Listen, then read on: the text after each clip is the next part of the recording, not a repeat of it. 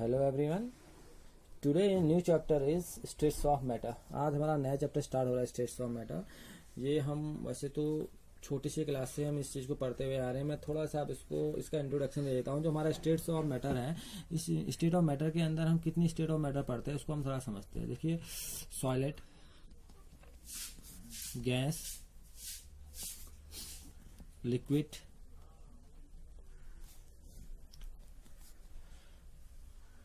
Plasma and Bose-Einstein condensate। देखिए, हम states of matter के अंदर कितनी स्टेट्स ऑफ मैटर के आ रहे हैं हम जानते हैं। हम जानते हैं सॉलिड के बारे में, हम जानते हैं गैस के बारे में, हम जानते हैं लिक्विड के बारे में। जो हम सबसे ज्यादा हमने जिनको पढ़ा है और जिनको बहुत हमने कम पढ़ा है वो है प्लाज्मा और बोस-आइंस्टाइन कंडेंसेट। ये 4th और 5th स्टेट है स्टेट्स ऑफ मैटर की, जिसका डिस्कस तो यहाँ होने वाला है नहीं, आगे आप कहीं नहीं पढ़ेंगे। अब यहाँ हमने स्टेट्स ऑफ मैटर के अंदर हमने देखा है कि ये वेरी करते हैं और एक दूसरे में इंटर कन्वर्जन भी होता है। सॉलिड है, गैस है, चाहे लिक्विड हो। तो यहाँ हमने इस चैप्टर के अंदर हमने क्या पढ़ना है, इस बात को जरा हम समझते हैं कि अपने चैप्टर की ओर आएंगे तो हमने यहाँ ये पढ़ना है कि जैसे आपका सॉलिड है, गैस है, लिक्विड है। यहाँ मेनली हम गैस और लिक्विड की बात करेंगे और वहाँ अगर हमें सोचेंगे कि ये एक दूसरे की, चाहे वो एटम से मिलकर बने हो, चाहे मॉलिक्यूल से बनके मिले हो, चाहे आयन से मिलकर बने हो, तो वो किस तरह से बॉन्डिंग बना के जुड़े हुए रहते हैं, यानी कि उनके बीच में कैसे इंटरमॉलिक्यूलर फोर्सेस काम करते हैं, उसके बारे में हम पढ़ेंगे कि इनमें कौन कौन से इंटरमॉलिक्यूलर फोर्सेस होते हैं। जैसे हम डायपोल के बारे में सुनते हैं तो हम यहाँ उनके डिस्कस करेंगे। हम यहाँ वान डेर वाल फोर्सेस के बारे में बात करेंगे, यहाँ हम डिस्पर्जन फोर्सेस के बारे में बात करेंगे, यहाँ हम डायपोल के बारे में बात करेंगे, ठीक है। फिर बात करेंगे जो इंटरमॉलिक्यूलर फोर्स और अट्रैक्शन होता है, वो इंटरमॉलिक्यूलर फोर्स और अट्रैक्शन का थर्मल इंटरेक्शन के साथ क्या कॉम्बिनेशन रहता है या एक दूसरे पर कैसे रिलेट रहते हैं, इसका डिस्कस करेंगे। हम बात करेंगे गैसेज स्टेट में, बहुत इंपॉर्टेंट बात होगी गैसेज स्टेट के लिए। हम पढ़ेंगे यहाँ पर को काफी कुछ, यानी गैसेज स्टेट में हमने पढ़ना है बॉयल्स लॉ पढ़ेंगे, चार्ल्स लॉ पढ़ेंगे, इन चीजों के बारे में पढ़ेंगे, ठीक है ना। और हम यहाँ पर को और इसको अगर हम इसे और आगे बढ़ाएंगे तो हम इसमें गेल-लुसाक लॉ भी इसके अंदर पढ़ेंगे, हम आइडियल गैस इक्वेशन इसके बारे में पढ़ेंगे, ठीक है। और जो हमने पढ़ना है यहाँ तक हमने पढ़ना है। और डाल्टन लॉ पार्शियल प्रेशर। अब जो उसके आगे के टॉपिक है kinetic molecular theory of gases या behaviour of real gas to ideal gas और liquefaction of gases, vapour pressure, liquid state, इनमें ये टॉपिक आपके इस बार सिलेबस से हटा दिए गए हैं। विस्कोसिटी, सरफेस टेंशन, ये इस बार सिलेबस से आपके रिमूव कर दिए गए। तो यहाँ तक का हमने इस बार पढ़ना है। तो अब हम जरा अपने कोर्स की ओर स्टार्ट होते हैं और हम समझते हैं कि हमारे जो फोर्सेस की मैं बात कर रहा हूँ, इंटरमॉलिक्यूलर फोर्सेस, इस बात को समझते हैं। Intermolecular forces. अब देखिए, इंटरमॉलिक्यूलर फोर्सेस के अंदर अगर आप समझेंगे तो इंटरमॉलिक्यूलर शब्द क्या है। इंटरमॉलिक्यूलर कहने का मतलब क्या है कि मॉलिक्यूल कौन से फोर्स से एक दूसरे से जुड़ा हुआ रहता है। देखिए, दो मॉलिक्यूल आपस में जुड़ेंगे तो उनमें कौन से फोर्स से एक दूसरे को अट्रैक्ट करते हैं। अब जो इंटरमॉलिक्यूलर फोर्सेस है, या तो उस पर देखिए इंटरमॉलिक्यूलर फोर्स में या तो मॉलिक्यूल्स के बीच में अट्रैक्शन का फोर्स होगा या तो किसका फोर्स होगा, रिपल्सन का फोर्स होगा। देखिए, दो ही चीजें हो सकती है, या तो मॉलिक्यूल आपस में एक दूसरे से अट्रैक्ट होकर एक दूसरे के साथ जुड़ते हैं या तो दूसरे क्या करते हैं, रिपल करते हैं। हम बुक से समझते हैं कि इंटरमॉलिक्यूलर फोर्सेस होते क्या हैं, ये है क्या। देखिए, intermolecular forces are the force of attraction and repulsion between interacting particles like atom और मॉलिक्यूल्स। यानी कि एटम और मॉलिक्यूल्स एक दूसरे से कैसे इंटरेक्ट करते हैं, उनमें या तो अट्रैक्शन का फोर्स होता है या तो रिपल्सन का फोर्स होता है। This term does not include the electrostatic force that exist between the two opposite charge ions and the force are hold atoms of a molecule together, that is covalent bond. यहाँ पर को covalent bond की बात नहीं हो रही है, यानी कि यहाँ पर को इलेक्ट्रोस्टैटिक फोर्स ऑफ अट्रैक्शन की बात आप नहीं करेंगे। यहाँ पर को हम एक वीक फोर्सेस की बात करते हैं। यहाँ पर जनरली हम वीक फोर्सेस की बात अभी यहाँ पर करेंगे। उसके बाद डायपोल एक स्ट्रॉन्ग फोर्स ऑफ अट्रैक्शन जरूर है, लेकिन वो बताऊंगा मैं आपको एग्जैक्टली वो चीजें होती क्या है। तो यहाँ ये कह रहा है कि यहाँ हम कौन से फोर्स ऑफ अट्रैक्शन पढ़ने वाले हैं जो अट्रैक्शन और रिपल्सन के कारण आते हैं। हम इलेक्ट्रोस्टैटिक फोर्स ऑफ अट्रैक्शन की बात यहाँ पर को नहीं कर रहे हैं। अब देखिए, यहाँ पर को कह रहा है attractive intermolecular forces are known as van der Waals forces. जो अट्रैक्टिव इंटरमॉलिक्यूलर फोर्सेस होते हैं उन्हें बोला जाता है वान डेर वाल फोर्सेस बोला जाता है। इन ऑर्डर टू 10 साइंटिस्ट हमारे वान डेर वाल्स, उनके ऑनर पर इनका नाम रखा गया है वान डेर वाल फोर्सेस। जिन्होंने क्या एक्सप्लेन किया था, ये बहुत इंपॉर्टेंट है, बहुत ही इंपॉर्टेंट है। वान डेर वाल वान डेर वाल पहले साइंटिस्ट थे जिन्होंने ये बताया था कि रियल गैसों का भी एग्जिस्टेंस होता है। इन्होंने बताया था कि रियल गैसेज आइडियल बिहेवियर में कैसा बिहेव करती है, यानी कि आइडियल गैसेज इक्वेशन में कैसा बिहेव करती है। तो इन्होंने क्या बताया था, क्या रहा है, वो explain the derivation of real gases from the ideal behaviour through these forces. In forces के बीच में जो रियल गैसेज होती हैं वो किस टाइप का बिहेव करती हैं, उसको बताने वाला कौन थे? वान डर वाल थे। तो वान डर वाल वो साइंटिस्ट थे, इन्होंने बिहेवियर बताया था रियल गैसेस के बारे में, ठीक है ना। इसके बारे में हम पढ़ेंगे, इसके बिहेवियर के बारे में। Van der Waals forces are considered the magnitude and include dispersion force और लंडन फोर्स। ये इंक्लूड करता है, इसके अंदर कौन कौन से फोर्सेज इंक्लूड रहते हैं? डिस्पर्जन फोर्स और लंडन फोर्स इसके अंदर इंक्लूड रहते हैं। डायपोल फोर्स भी इसके अंदर रहता है, ठीक है ना। डायपोल इंड्यूस्ड डायपोल फोर्स भी इसके अंदर रहते हैं। और particular strong type of dipole interaction is hydrogen bonding. एक पर्टिकुलर जो हम डायपोल इंटरेक्शन की बात करते हैं तो वो केस है हाइड्रोजन बॉन्डिंग का। वो भी इंटरमॉलिक्यूलर फोर्सेस का एग्जांपल है, लेकिन वहां पर को कौन सा इंटरेक्शन देखने को मिलता है? डायपोल इंटरेक्शन मिलता है वहां पर को। Only a few elements can participate in hydrogen bond formation. कुछ ही ऐसे एलिमेंट होते हैं जो हाइड्रोजन बॉन्ड में क्या करते हैं? पार्टिसिपेट कर सकते हैं। Therefore it is treated as a separate category. इसलिए हाइड्रोजन बॉन्ड को एक सेपरेट कैटेगरी में रखा गया है। इंटरमॉलिक्यूलर फोर्स कहेंगे तो उसके अंदर dispersion force, London force, dipole interaction, dipole induced dipole, इसकी बात तो हम कर सकते हैं। लेकिन जब हम बात करते हैं हाइड्रोजन बॉन्डिंग की तो वो एक अलग सेपरेट कैटेगरी में रखा गया है, क्योंकि उसको यानी कि हर एलिमेंट हाइड्रोजन बॉन्ड में पार्टिसिपेट नहीं करता है, ठीक है। तो इस वजह से वो एक अलग कैटेगरी में रखा गया है। अब जो हम पढ़ेंगे one by one in forces के बारे में। तो पहले हम बात करते हैं डिस्पर्जन फोर्स और लंडन फोर्स की बात करते हैं। तो अब डिस्पर्जन फोर्स और लंडन फोर्स से क्या है, इसको बड़ा आराम से समझना भी है और इंपॉर्टेंट चीजें भी है। होता है क्या, कैसे मॉलिक्यूल आपस में एक दूसरे से अट्रैक्ट रहते हैं। Dispersion force atoms and non polar molecule are electrically symmetrical and have no dipole moment because their electronic charge cloud is symmetrically distributed. देखिए क्या कर रहा है, एटम्स हैं या नॉन पोलर मॉलिक्यूल्स हैं, ये ऐसे मॉलिक्यूल होते हैं जो इलेक्ट्रिकली क्या होता है? न्यूट्रल होते हैं। न्यूट्रल करने का मतलब है कि जो इनकी सिमेट्री होती है, सिमेट्री ऐसी होती है कि इनमें इलेक्ट्रॉन क्लाउड जो होता है उसके चारों ओर जो इलेक्ट्रॉनों का जो डिस्ट्रीब्यूशन होता है वो सिमेट्रिकल रूप से बराबर रूप से बटा हुआ रहता है, जिसकी वजह से इनमें कोई भी डायपोल मोमेंट नहीं होता। डायपोल मोमेंट नहीं होता तो इलेक्ट्रिकली ये क्या हो जाते हैं? न्यूट्रल हो जाते हैं और इनमें कोई चार्ज नहीं होता। तो ये क्या है? आपके नॉन पोलर हैं। तो no dipole moment because their electronic charge cloud is symmetrically distributed, क्योंकि इनका इलेक्ट्रॉनिक चार्ज क्या होता है? वो न्यूक्लियस के अराउंड सिमेट्रिकली डिस्ट्रीब्यूटेड होता है। बट अ डायपोल में डेवलप्ड, अब देखो इनमें क्या हो सकता है कह रहा है, इनमें आप डायपोल डेवलप कर सकते हैं कह रहा है। बट अ डायपोल में develop momentarily even in such atoms and molecule. आप इनमें क्या कर सकते हैं? कुछ मोमेंट के लिए आप क्या पैदा कर सकते हैं? डायपोल पैदा कर सकते हैं इन एटम और मॉलिक्यूल्स में। This can be understood as follow. इसको हम थोड़ा समझते हैं कि कैसे होता है कह रहा है। Suppose we have two atoms A and B. आपके पास दो एटम है ए और बी है, आपके पास इस बात को समझना, ठीक है ना। और देखिए अब ए और बी है, मैं आपको फिगर दिखा देता हूँ इसका फिगर। ये देखिए यहाँ पर इस बात को समझिए, दो एटम आपके पास कौन से हैं? ए और बी हैं, जिसमें देखिए आपको न्यूक्लियस दिख रहा है और चारों तरफ जो इलेक्ट्रॉन का डिस्ट्रीब्यूशन है वो क्या हो? एक जैसा है। दोनों में देख रहे होंगे आप, डिस्ट्रीब्यूशन ऑफ चार्ज क्लाउड का डिस्ट्रीब्यूशन है वो क्या बराबर रूप से बटा हुआ है। अब ये कह रहा है अभी तो क्या है? नॉन पोलर है, ठीक है ना, एक दूसरे को अट्रैक्टिव भी नहीं करेंगे ना रिपेल करेंगे, कुछ ऐसी चीज निकल के नहीं आएगी। लेकिन ये क्या कर रहा है? अगर हम इस बात को समझने की कोशिश करें, अगर हम इसके अगर हम कहें तो इसमें हम डायपोल कैसे पैदा करेंगे, तो होता क्या है, तो अब हम इनमें डायपोल कैसे पैदा करेंगे? हम इनमें क्या करते हैं? मूवमेंट पैदा करते हैं। मूवमेंट पैदा करते हैं, कहते हैं सपोज करें हम इसमें इसको क्या कर रहे हैं? हम मूवमेंट दे रहे हैं इलेक्ट्रॉन। अब इलेक्ट्रॉनिक चार्ज का मूवमेंट पैदा कर रहे हैं इस पर, यानी कि इसको सपोज के लिए आप पकड़िए, आपने पकड़ रखा, आप इसे क्या करें? घुमा रहे हैं। घुमाने पर एक स्टेज कैसी आती है, एक स्टेज ऐसी आती है। देखिए इसमें क्या होता है कि चार्ज एक साइड को जाता है और आपका पॉजिटिव चार्ज एक साइड को जाता है और निगेटिव चार्ज एक साइड हो जाता है। इलेक्ट्रॉन क्लाउड एक साइड को आ गया और पॉजिटिव चार्ज एक साइड को आ गया, जैसे ए एटम में। वैसा किससे होता है? बी एटम में भी होगा। बी एटम में पॉजिटिव चार्ज यहाँ को आ जाता है और इलेक्ट्रॉन क्लाउड यहाँ को आ जाता है। तो हो क्या जाता है? यहाँ पॉजिटिव है तो यहाँ पर क्या है? निगेटिव है। तो यहाँ पर क्या है? पॉजिटिव, यहाँ पर निगेटिव। तो इनके बीच में थोड़ी देर के लिए क्या पैदा हो जाता है? डायपोल पैदा हो जाता है। तो देखिए क्या है, अगर देखोगे इन केसों में तो ये क्या पैदा कर रहा है? डायपोल पैदा कर रहा है। अब ये अगर आप यहाँ पर गौर करोगे तो ये क्या करा, इसमें जो डायपोल पैदा होता है टेम्परेरी होता है। टेम्परेरी क्यों हुआ? क्योंकि आपने इसमें क्या किया? मूवमेंट पैदा किया। मूवमेंट करने से जो चार्ज क्लाउड था वो एक और शिफ्ट हो गया, वन साइड की ओर शिफ्ट हो गया, और जो आपका पॉजिटिव चार्ज था वो एक साइड की ओर शिफ्ट हो गया, ठीक है ना। जिसकी वजह से यहाँ पर कुछ देर के लिए क्या पैदा हो गया? डायपोल पैदा हो गया, ठीक है ना। और वेरी शॉर्ट टाइम, बहुत ही छोटे टाइम के लिए क्या होगा? डायपोल पैदा होता है इसमें, ठीक। तो ये हम क्या कर सकते हैं? अब देखो इसमें क्या हुआ? डायपोल पैदा हुआ, ठीक। अब ये इसमें आप देखो पॉजिटिव और निगेटिव अलग अलग हो गए, इसमें एक डायपोल पैदा हुआ। तो आप देखेंगे तो होगा क्या इसमें? तो इसमें होना क्या है? तो आप बोलेंगे इसमें जो इलेक्ट्रॉन डेंसिटी होती है जो आपके दूसरे एटम है, दूसरे एटम के साथ तो ठीक ऐसा ही हुआ, वो एक दूसरे के पास आते हैं। पास होने की वजह से क्या होता है कि इनमें क्या पैदा होता है? इंड्यूस्ड डायपोल पैदा होता है, ठीक है। ये देखिए अगर हम इसमें इस बात को समझेंगे, हम इसको देखिए, ए एटम था, इसमें क्या है? More electron density on the left side है, लेफ्ट हैंड साइड। अगर आप देखेंगे तो इसमें इलेक्ट्रॉन डेंसिटी इस ओर चली गई, ठीक है ना। और इसमें कहाँ को चलेगी? अब देखो इसमें क्या हुआ? इसमें यहाँ को, इसकी डेंसिटी कहाँ को गई है? यहाँ को गई है और यहाँ पर।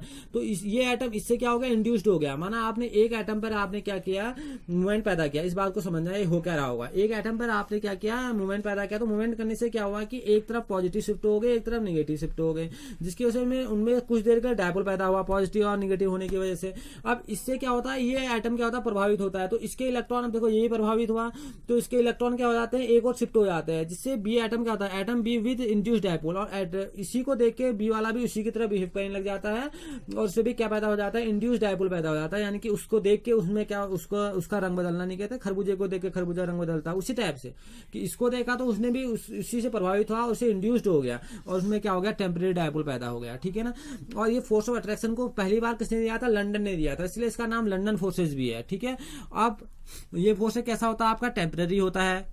लंदन फोर्सों को हम क्या कहते हैं, लंदन फोर्स का एक और नाम से हम कहते हैं डिस्पर्जन फोर्स बोलते हैं। ठीक है ना। These forces are always attractive and interaction energy inversely. अब देखो क्या कह रहा है, ये फोर्स आपने देखा अट्रैक्शन की वजह से पैदा हो रहे थे, आपने देखा शिफ्टिंग की वजह से पैदा हुए, और शिफ्ट होने की वजह से इसने एक एटम ने दूसरे एटम को इंड्यूस्ड किया। तो आइए कैसे फोर्स है, अट्रैक्टिव है। ठीक है ना। और इसमें क्या करा है, जो अब कह रहा है interaction energy inversely proportional to the 6 power of distance. अब डिस्टेंस पर डिपेंड करेगी, डिस्टेंस से क्यों, वो एक एटम दूसरे एटम से कितना दूर है। ज्यादा दूर होगा तो क्या होगा, उसमें उनके बीच में कोई भी इंड्यूस डायपोल पैदा नहीं होगा। अगर एक दूसरे के पास रखे जाएंगे तो उनमें क्या पैदा होगा, डायपोल पैदा होगा, यानी कि इंड्यूस डायपोल पैदा करेगा वो। तो कह रहा था interaction energy inversely proportional to the 6 power of distance between two interacting particle, यानी कि 1/r⁴। ठीक है ना। आर क्या है, दो पार्टिकल्स के बीच की दूरी है। ठीक है ना।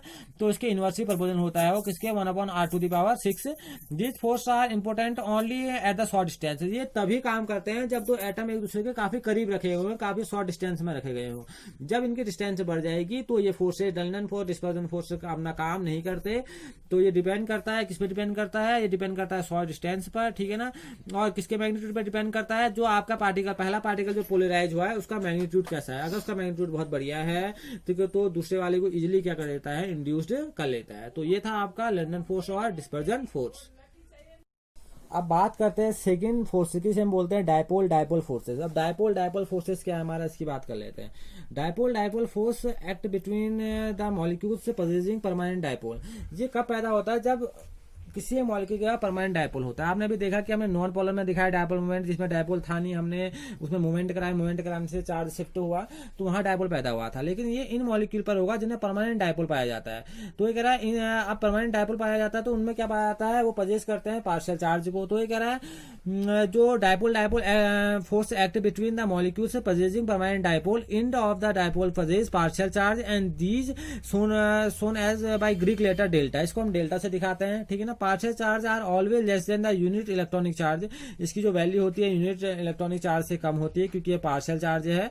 The polar molecule interact with neighbouring molecule. Polar molecule अपने नेबर के मॉलिक्यूल को इंटरेक्ट करता है, अपनी ओर खींचता है, और जिसकी वजह से वो उसके इलेक्ट्रॉन क्लाउड को अपनी ओर शिफ्ट कर देता है, और शिफ्ट होने की वजह से वो क्या पैदा कर देता है, वहां पर को डायपोल फोर्स पैदा करता है, डायपोल इंटरेक्शन पैदा करता है। तो ये क्या कर रहा है, the polar molecule interact with neighbouring molecule. Polar molecule interact करता है, किसकी ओर इंटरेक्ट करता है, अपने नेबरिंग मॉलिक्यूल की ओर देखता है। और किसकी ओर देखता है, अब होगा क्या, पॉजिटिव चार्ज क्या करेगा, दूसरे के इलेक्ट्रॉन क्लाउड को अपनी ओर क्या करेगा, खींचेगा। ठीक है ना।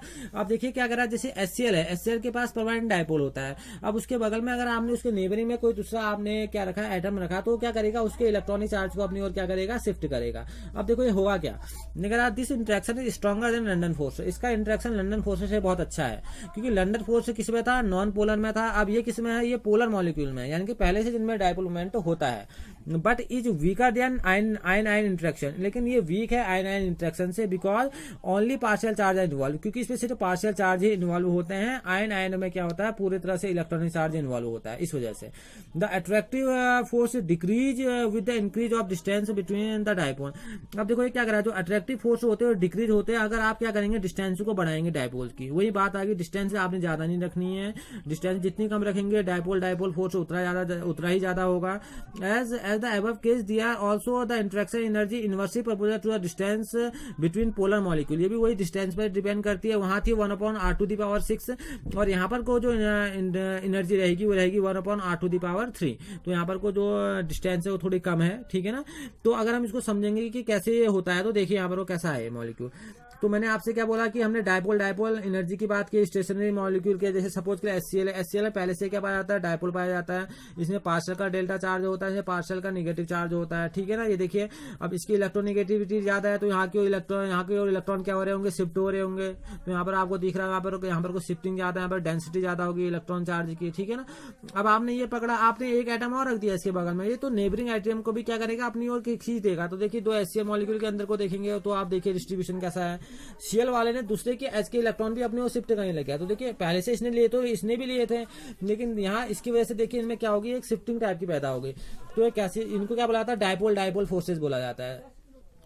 तो जो आपका डायपोल फोर्स है, हमने देखा था, हमने दो हाइड्रोजन के मॉलिक्यूल लिए, हाइड्रोजन के मॉलिक्यूल में ऑलरेडी डायपोल होता है, तो उनमें इसको हम क्या बोलते हैं, डायपोल फोर्स बोलते हैं। क्योंकि आपने नेबरिंग मॉलिक्यूल के बीच में देखा, ये फोर्स के जो अमाउंट होता है, यानी कि जो फोर्स होता है लंदन फोर्स से ज्यादा स्ट्रॉन्ग फोर्स होता है, ठीक है। ये नेबरिंग के मॉलिक्यूल के साथ भी काम कर रहा है, देख सकते हो दो एचसीएल के मॉलिक्यूल में, लेकिन उनके साथ होगा जिनमें ऑलरेडी पहले से क्या होता है, डायपोल बना हुआ रहता है, ठीक है ना।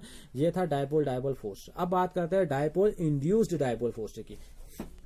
अब आता है डायपोल इंड्यूस्ड डायपोल फोर्स। नाम से बस समझ में आ रहा है कि एक परमानेंट डायपोल होगा और दूसरे को क्या करेगा, ये इंड्यूस करेगा और उसको भी क्या बना देगा, डायपोल बना देगा। तो इसमें होता क्या है, एक तो पहले से पोलर मॉलिक्यूल होता है और दूसरा क्या होता है, आपका नॉन पोलर होता है। तो क्या कह रहा है, this type of attractive force operate between the polar molecules having permanent dipole and the molecules lacking permanent dipole. और दूसरा कौन सा ले आता है, जिसमें डायपोल, एक तो ऐसा मॉलिक्यूल लेंगे जिसमें क्या होता है, और पहले से क्या होता है, परमानेंट डायपोल होता है। दूसरा वो लेंगे जिसमें डायपोल नहीं होता है, यानी कि नॉन पोलर टाइप का मॉलिक्यूल लेंगे, ठीक है ना। और ये उसको क्या करेगा, इंड्यूस्ड करेगा, और इंड्यूस्ड करके, यानी इंड्यूस कैसे करेगा, उसके इलेक्ट्रॉन क्लाउड को अपनी ओर शिफ्ट करेगा, और शिफ्ट होने के बाद क्या करेगा, उसमें क्या पैदा हो जाता है, डायपोल पैदा हो जाता है नॉन पोलर मॉलिक्यूल से। तो ये क्या करा, देखिए यहाँ पर को क्या करा, polar molecule induce dipole on the electrically neutral molecule by deforming it's electron cloud. ये इसको इलेक्ट्रॉन क्लाउड को क्या करता है, डिफॉर्म करता है, तोड़ता है इसके इलेक्ट्रॉन क्लाउड को, जिसकी वजह से उसमें क्या पैदा हो जाता है, उसमें डेवलप हो जाता है induced dipole. In this case, also interaction energy is proportional to 1 upon r to the power 6। r क्या डिस्टेंस है, वही बात है, डिस्टेंस बढ़ेगी तो यहाँ पर को फिर से आपका जो डायपोल फोर्स की जो पावर होगी वो भी क्या होगी आपकी, अगर घटेगी, अगर आपकी डिस्टेंस बढ़ी है तो सीधी सी बात है। पोलराइजेबिलिटी क्या होती है, अगर शॉर्ट डिस्टेंस में होगी तो पोलराइजेबिलिटी बहुत अच्छी होती है। पोलराइजेबिलिटी हम के बारे में हम जानते हैं, हमने पढ़ा भी है, क्या होती है कि यहाँ पर डायपोल होता है, जैसे मैं आपको फिगर में दिखाऊं, देखिए इसमें पहले से परमानेंट डायपोल है, ठीक है, यहाँ पर को दिख रहा है। आपने इसके बगल में कोई नॉन पोलर मॉलिक्यूल रखा है, ठीक है, इनमें कोई डायपोल नहीं होता है। होता क्या, जब हम इसको इसके पास लाते हैं तो क्या होता है, ये इसके इलेक्ट्रॉन क्लाउड को अपनी ओर क्या कर देता है, शिफ्ट कर देता है, और इसमें क्या पैदा कर देता है, डायपोल पैदा कर देता है। देखिए इसमें चार्ज पैदा हो गया है, तो उसको बोला जाता है induced dipole in non polar molecule. Non polar molecule में क्या पैदा हुआ, इंड्यूस्ड डायपोल पैदा हुआ, ठीक है ना। तो और इसकी ये वजह क्या होती है, पोलराइजेबिलिटी। इसको हम क्या बोलते हैं, पोलराइजेबिलिटी बोलते हैं। हमने दूसरे को क्या कर बना दिया, पोलर बना दिया है। तो जो high polarisability increase the strength of attractive interaction. अगर पोलराइजेबिलिटी की पावर बहुत ज्यादा है, यानी कि अगर इसकी पावर बहुत ज्यादा है, तो आप सीधी सी बात है, जो आपका अट्रैक्टिव फोर्स की स्ट्रेंथ होगी वो भी क्या होगी, बहुत ज्यादा होगी, ठीक है ना। तो ये हमने पढ़े कितने, ये हमने पढ़े इंटरमॉलिक्यूलर फोर्सेस के अंदर क्या क्या पढ़े, हमने पढ़े लंदन फोर्स के बारे में पढ़ा, जिसे हमने डिस्पर्जन फोर्स भी बोला, और हमने पढ़ा डायपोल फोर्स के बारे में जाना, हमने जाना डायपोल इंड्यूस्ड डायपोल के बारे में जाना। अब एक बॉन्ड और इसके अंदर होता है जिसे हम बोलते हैं हाइड्रोजन बॉन्ड, ठीक है। मैंने बोला था ये सेपरेट कैटेगरी में रखा जाता है। और हाइड्रोजन बॉन्डिंग क्या होता है, अब इसका डिस्कस करते हैं।